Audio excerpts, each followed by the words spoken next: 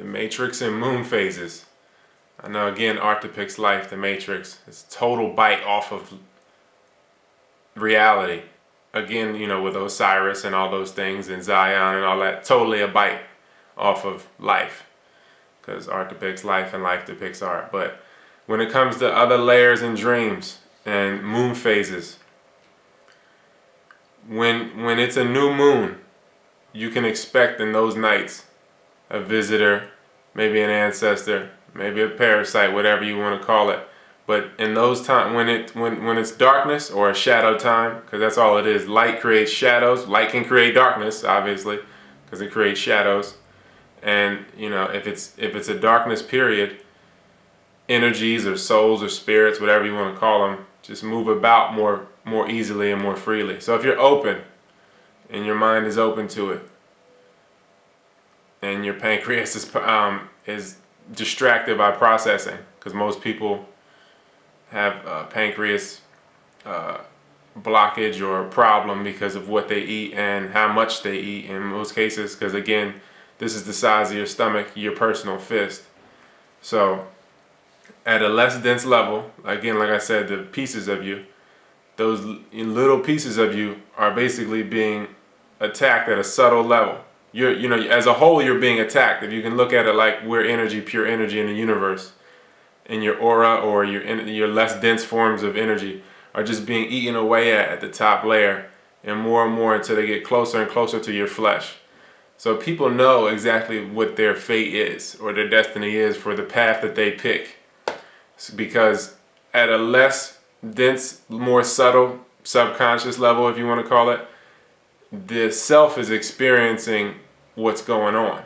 The self is knowing, like in a dream trance state, when you go to sleep, even if you are eating garbage and you're just not getting the whole message every night, it might take you years to get a message. The self is knowing, like, look, I'm careening down this crash course here, and I already foresaw it because it's happening to me at a less dense level, and it's just getting closer and closer and closer, eating away at me with every day until it gets to the dense part of me. So when it comes to moon phases, a full moon day is more so a time for energies and spirits to move about than a full moon night. Full moon night is actually a good night's rest, actually. I mean, I know they say a lot of things happen, but if you personally are in a trance state or asleep during a full moon, it's usually it's going to be a easier time to have good dreams and build in your dreams, because that's what you do. At the less dense level, you just build, and then you learn and build and create, and then it just when you take that on in every layer, and then you bring that back to this layer.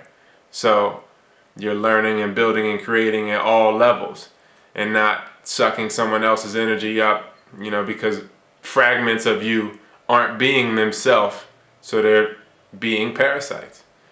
Or your whole dense, everything is being a parasitic entity. And again, when it comes to waning moons or new moons, it's more darkness. It'd be better to do trance or meditation in the day, especially if you're not, you haven't been doing it. If you're a novice or whatever you want to call it.